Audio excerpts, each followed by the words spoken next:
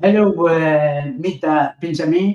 Bonjour, Medea. Merci infiniment d'avoir accepté notre invitation. C'est un honneur pour ma personne de te recevoir, camarade. Merci infiniment, Medea, d'avoir accepté notre invitation. Aujourd'hui, on te reçoit avec beaucoup de plaisir, avec beaucoup d'honneur, mais j'aimerais bien laisser à notre camarade, professeur Oberlin, de gérer l'interview avec toi, puisqu'il maîtrise l'anglais plus que moi. Merci infiniment, Medea. C'est à toi, Christophe, de gérer l'interview. Merci infiniment. Merci bien. Medea, please, I would like to apologize. I was supposed to have this evening an interview with Michael Brenner, who is a very well-known German historian. I read his books. I have many questions prepared. And 5 minutes later, a few minutes later, I was surprised to learn that he was not disposable, and I have to shift to you. So, of course, I know CODEPINK. I know very well CODEPINK, but I don't know personally. I never read your books. And I'm now shifting from a good surgeon, I think I was a good surgeon, to a very bad journalist who is making an interview without knowing nothing about the person to have the discussion. But I think we have some connections. We have connections because I'm a surgeon. I went 50 times to the Gaza Strip for surgery, 3 times a year. I spent 25 years going 3 times a year to Palestine. And I wrote around 10 books. And a very, very close friend to mine is Olivia Zemmour. Olivia Zemmour, for sure, you know her. And Olivia has been my mentor as an activist. So I shifted from the hospital and the university to active service to the people of Palestine, both as a surgeon and as an activist. And yes, I worked with Olivia many, many times in the past, and continue to be active, although my focus, if you don't know, has been on the U.S. Congress. Yes, thank you very much. First, I have a question about your first name, because Medea, for me, this is a city in Algeria. I went many times to this city for surgery, Medea. It's not a very common first name for an American woman, isn't it? No, it is a Greek name, although I am not Greek. My family was Jewish, but they didn't give me the name Medea. My given name was Susan, but I changed it to Medea when I was 18, and I've been using that ever since. Okay, thank you.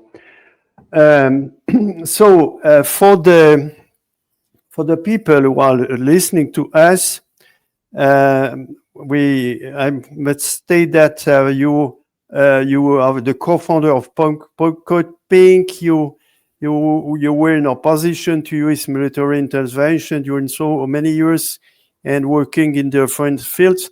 So, yes, why not? What's your motivation? Can you tell us about the first time you were connected with the Palestinian struggle? Was it what occasion? Well, first, Professor, may I explain what CODEPINK is, because your audience might not know. CODEPINK is a play on words. During the Bush administration, when there were preparations to invade Iraq, they came up with a color-coded alert, yellow, orange, red, telling people that there were different levels of possible terrorist attacks in the United States. And this was to keep people in a constant state of fear and to justify the US invasion of Iraq. And so we declared another color code, which is CODEPINK, to say that we didn't want to respond to the attack on the United States with invasion of other countries. So we have been an anti-war group, although my personal anti-war activism goes way back further than that, to the days of the Vietnam War. In any case, my connection to Israel growing up in a Jewish household, I was taught that Israel was the wonderful land of milk and honey. I was sent to live on a kibbutz when I was 15. I enjoyed the life on the kibbutz, but I also was very upset by the racism that I found towards the Arabs. And then over the years, I started investigating more why there was this racism, what the true story was behind the creation of Israel, and little became an anti-Zionist. I have been involved in issues around Palestine for many decades now, particularly in the United States, trying to fight the power of the pro-Israel lobby groups like AIPAC that have created such a strong stranglehold on US policy and perverted that policy to be one of supporting everything that Israel has been doing and violating the basic rights of Palestinians. Okay, thank you very much. Have you ever been to Palestine? Inside the Palestine, did you succeed to go inside? Oh, yes. I've been to Palestine many times. I've been to the West Bank many times. I've been to Gaza 7 times. I was able to go during the years when Mubarak was the president of Egypt, because he allowed us to go in through the Rafah crossing. But after 2011, the Arab Spring, where I was actually in Tahrir Square when that happened, thinking that was going to be a good thing for Egypt and for Gaza, turned out just the opposite. But in any case, since then, we have not been allowed into Gaza. I am banned from visiting Israel now, and I have been banned from Egypt as well. I tried to get in the last time in 2013 when Morsi had been overthrown and Sisi was in power, and I was picked up at the airport when I landed in Egypt, and I was arrested, held overnight, and then beat up by Sisi's thugs.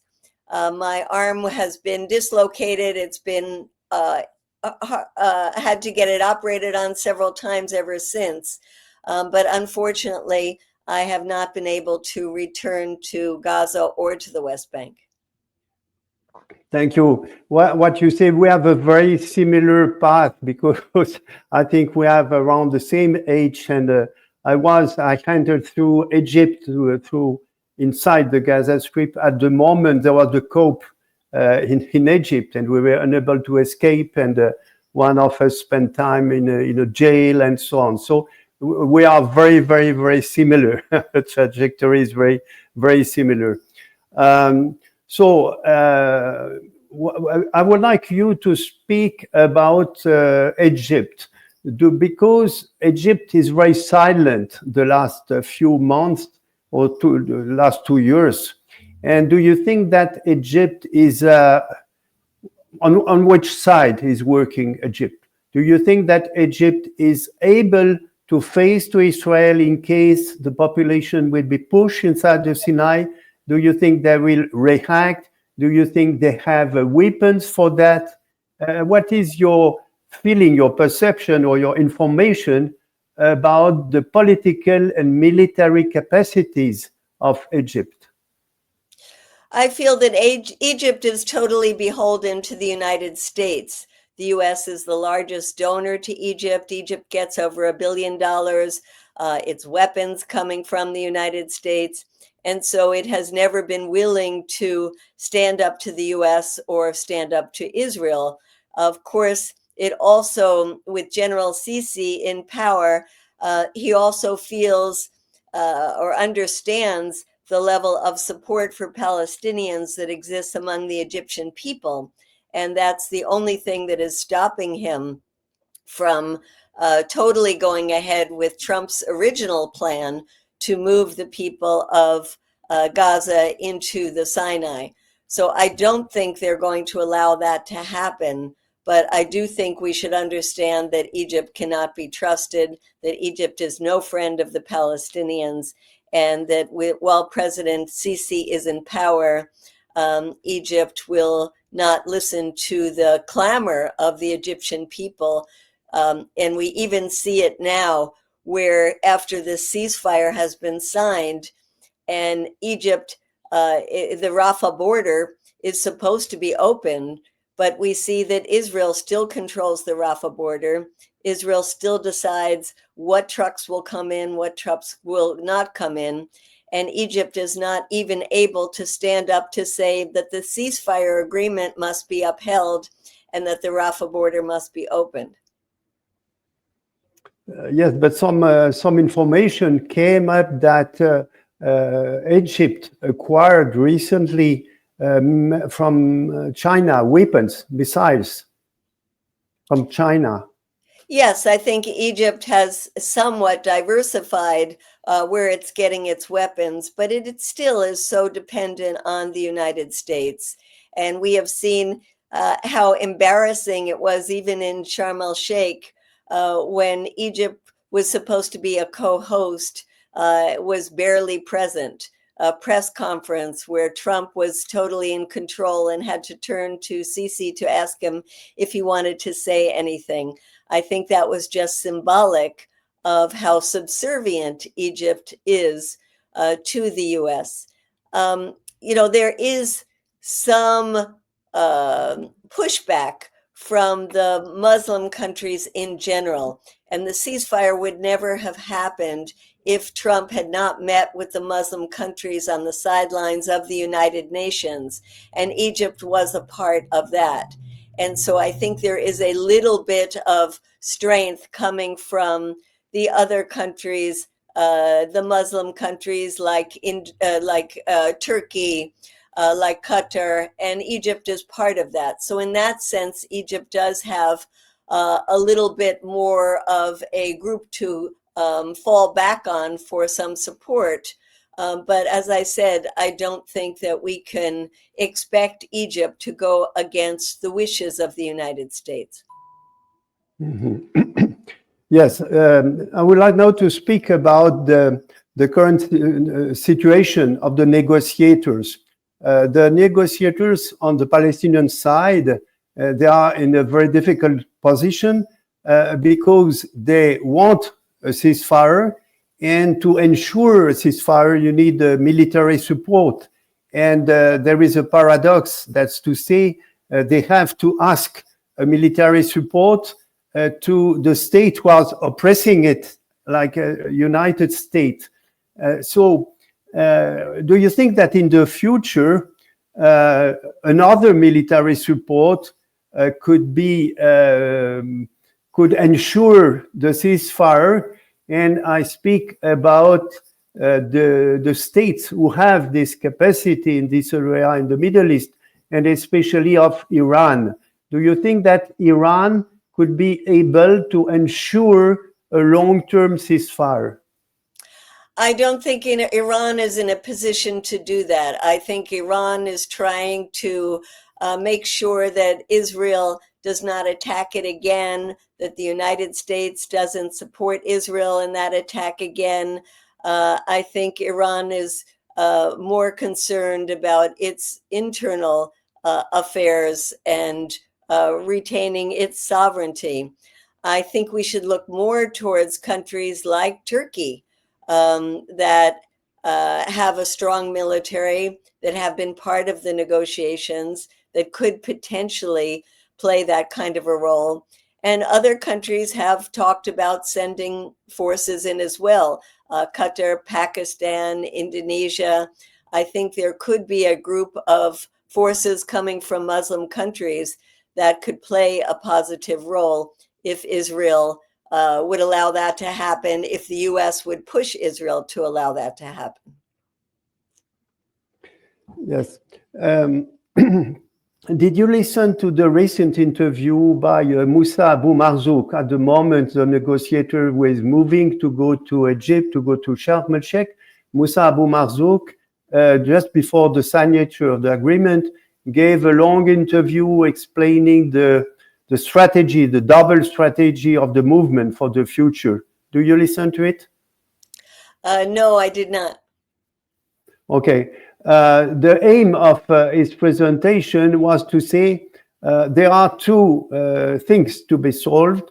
The first one concerns Hamas and other military groups. This is the question of the ceasefire, the question of the withdrawal, and the question of the stop of the siege, the entry of humanitarian aid. The second issue, this is a national issue. What for the future, the government, the elections, and this issue concerned for him all the Palestinian factions, including the Palestinian Authority, including the PLO, and this is something of national consensus. What do you think about that double approach? Well, I think right now, of course, the approach is about getting Israel to comply with the terms of the ceasefire, stop the bombing. We've already seen so many violations just since the last 2 weeks. And we also have seen the violations in terms of the humanitarian aid. I think that, we just talked about outside forces that could be physically in Gaza Strip to protect the civilians. But we also have to ask why it is that all of those heads of states, including those European heads of states, were so anxious to go to Sharm el-Sheikh and be standing next to President Trump when an agreement was signed that Hamas was not there and Israel was not there. But then when Israel violates the terms of those agreements, those same leaders don't stand up to do something about it. So in the first part of what you said of guaranteeing the humanitarian aid, I think we have to put pressure on our own governments to say, you must stand up and demand that Israel not be allowed to pick and choose what aid goes in. Israel should have zero say about what aid goes in. So I think that we have to force our governments. And of course, I say that coming from the United States, which has been the major benefactor to Israel during this entire genocide. The part about bringing the different Palestinian factions together, you know well that Hamas has constantly said that it would not be involved in the administration of Gaza as part of this ceasefire. It agreed to that a long time ago. And yet, even the very corrupt Palestinian Authority, the Israelis don't want them to be part of this. So we also see that the possibility of getting people out of prison like Marwan Barghouti, who could be someone capable of uniting the Palestinian factions, was too much for Israel. And they refused to let him and other key potential leaders out of prison because they don't want this unity to happen. So yes, I understand what Hamas wants to do, but we have to be pushing our governments to allow both the humanitarian aid and the doctors like yourself that Israel has been picking and choosing who can get into Gaza and who can't. We also have to demand that international journalists come in, because while the journalists in Gaza have been the heroes, just like the doctors have been the heroes, Israel continues to kill journalists. They just killed a broadcast journalist. And we have to demand that international journalists be allowed in. Because while many of us get our news from social media or Al Jazeera or places where we feel there is more truth coming out, there are a lot of people in our countries who continue to get their news from the mainstream corporate media in the United States, as well as in other Western countries like France. Yet if international journalists are able to go in, which they should be now that there is a ceasefire, I think they would be able to convince more people in our countries about the horrors that have been carried out in the last 2 years and about the need not to continue to support Israel during this time right now. So those are some of the demands I think we have to make on our own countries. Thank you. Two things. First, about the journalist. As usual, the Palestinians are trying to escape the pressure, to escape the siege, and they develop many and many strategies. And I would like to give you an example. 2 days ago on the French TV, mainstream TV, there was a very good session about starvation in the Gaza Strip. It was in the name of the French journalist, and everything has been done in the field by the Palestinian journalist. But the questions, the image, everything started from France, you know, and we have exactly the same sort of interview and journalism if it has been made by Western journalists going inside. So I think that the Palestinian journalists are now reaching the level of the mainstream media. It is starting right now. About Marwan Bak, yes? I wouldn't say that for the United States. I think there is still a tremendous pro-Israel bias in the mainstream U.S. media. We see that just in these few days around the ceasefire, that the violations of the ceasefire are blamed on Hamas, just like these 2 years of genocide have been blamed on Hamas. So I'm glad to hear that that is happening in France, but it is not the case in the United States. Yes. I would like to witness about the question of the release of Marwan Barghouti.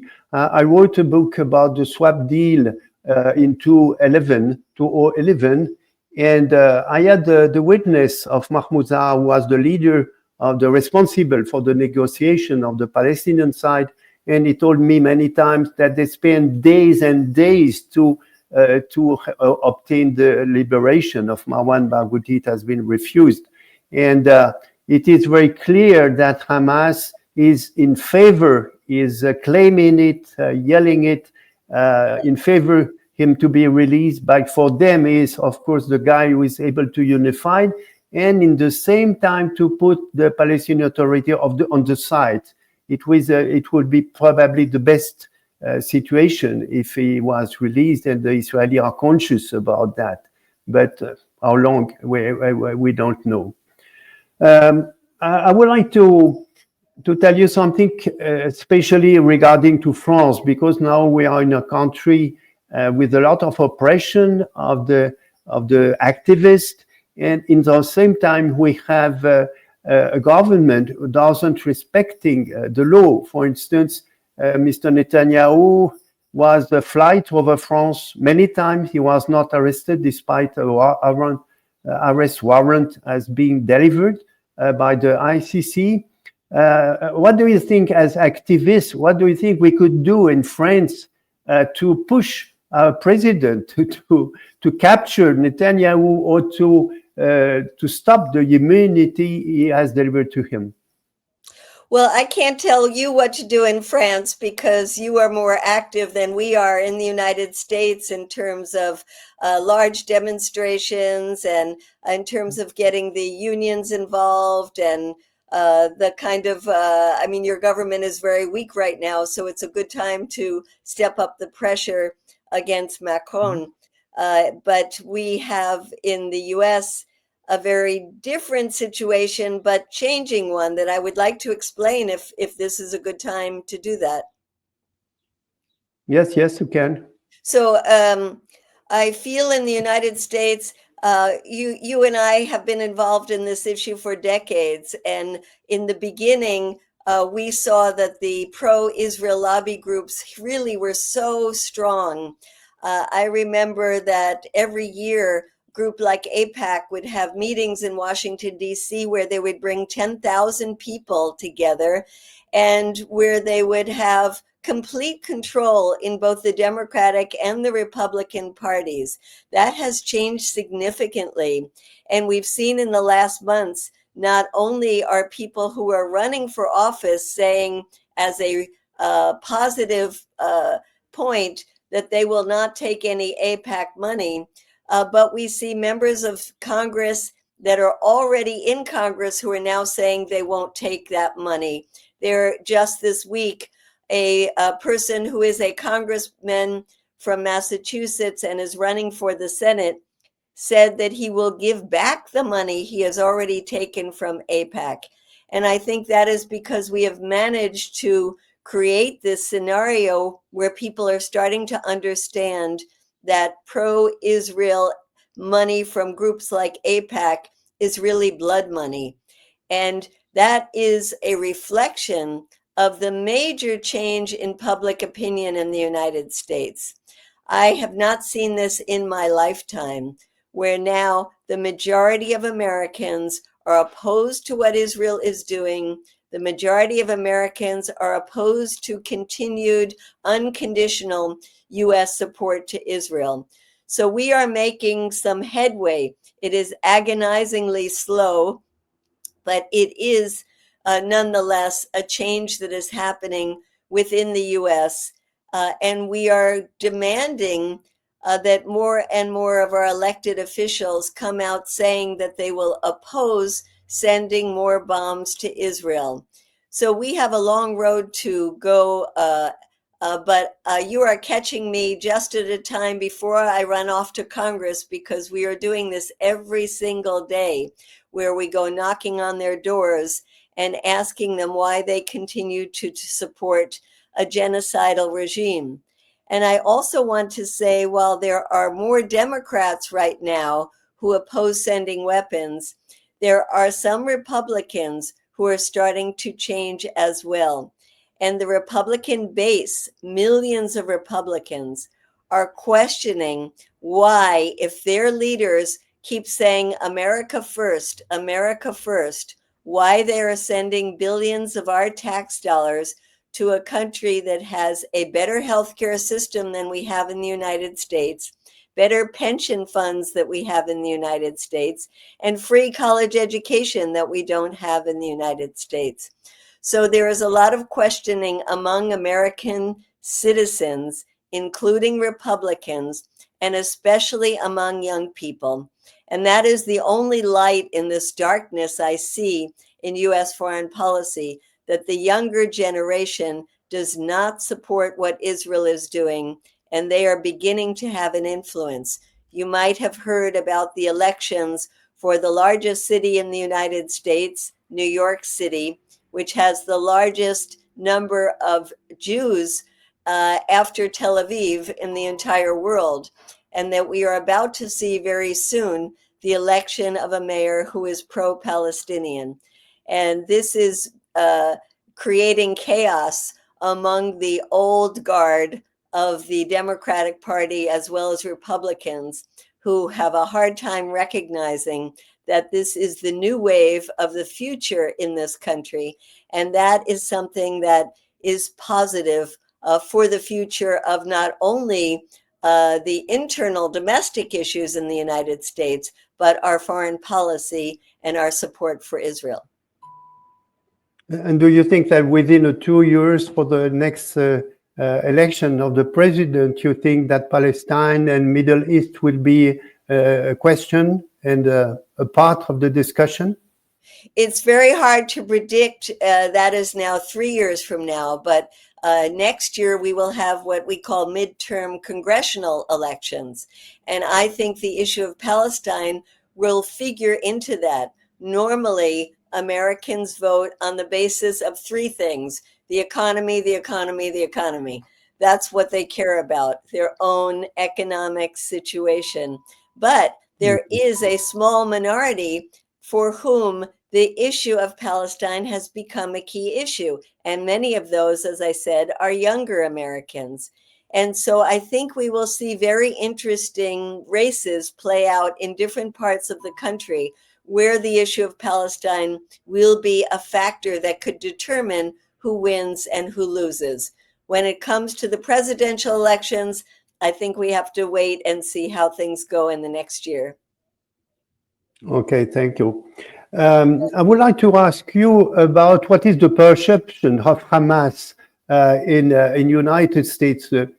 In France, even in the group supporting Palestine, you still have maybe 10% or 15% of people who are strongly opposed to political Islam. What is the situation in your country?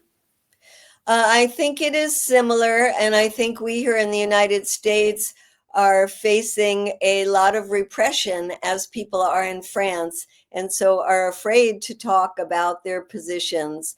And, you know, Hamas is considered a terrorist organization in the United States. Any support for a terrorist organization can land you in big trouble. And that support is not just financial support, it can be support that is verbal support. People have been losing their jobs just for supporting Palestine in general. People have been expelled from universities just for supporting Palestine in general. So there is a lot of fear here, and very little talk about Hamas itself, much more talk about the support for the rights of the Palestinian people. Probably you're right, for sure. But what is very sad is the proposal by Hamas of a long-term ceasefire is looks to be a very reasonable proposal, as it is impossible to sign for peace right now, and a long-term truce would be probably the best thing. And this is what Fatou Bensouda proposed when she opened the full investigation. She said the ICC is not devoted to draw lines or limitation between the countries, and this should be done after a referendum of all people living in Palestine of the mandate. What do you think about the capacity, the possibility of a large referendum in Palestine after 10 or 15 years of ceasefire? Yes, I think that would be a great idea. We always say that the Palestinians should be the ones to determine their own future, and that can only be seen in that kind of a referendum. So yes, I think that would be a key way to show what exactly the Palestinian people want, not what outside governments want to see in Palestine.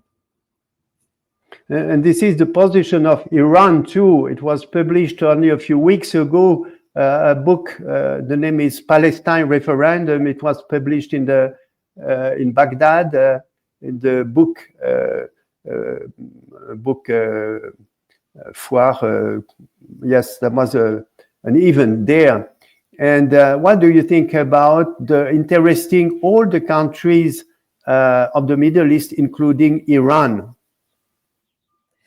Well, I think that it is very important that Iran be included in all of these discussions because the Israelis have been pushing the U.S. to regime change in Iran, just like they've been pushing the U.S.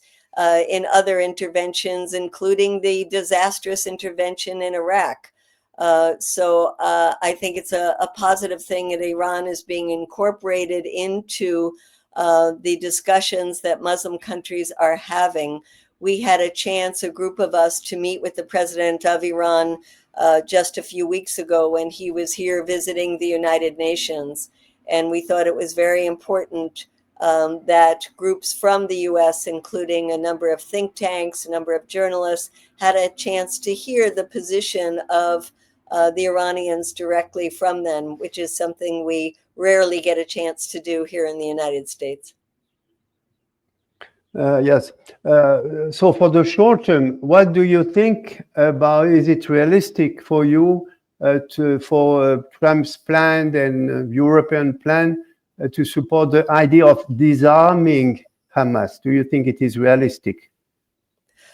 I don't think it's realistic, and this is a point that's going to be very difficult. I can't imagine that individual members of Hamas would want to give up their weapons, especially when Israel does not comply and can't be trusted. But I think we have to see how this goes, and if indeed there are going to be forces from Muslim countries that are going to come in and protect civilians inside Gaza. We don't know what the future is going to bring, but we know that there are very good reasons why when Israel has armed gangs inside of Gaza and is creating chaos now, blaming the looting of humanitarian trucks on Hamas when it's precisely the gangs that Israel has armed that are doing this. This kind of chaos is hurting the ordinary citizens in Gaza who deserve and are so desirous to have peace and stability in their region. Okay, finally, I want to tell you a question about your perception of Trump's mentality. You know, of course, everybody can state every day that he can change, move, and have a very tough expression. But we can, if you try to find something positive, we can observe that initially he had the plan to expel all the Palestinians, to deport them in Sinai. Until now, it looks to be for the past. You know, he renounced to that.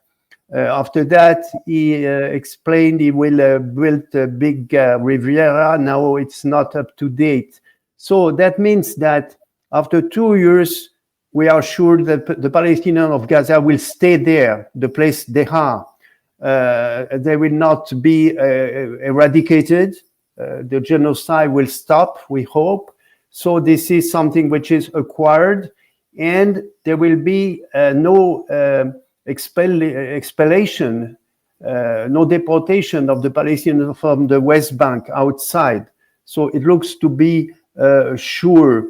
Do you think that Trump is able to stay on this line, or he can change completely and go back to the bombings and providing bombs to the Israeli?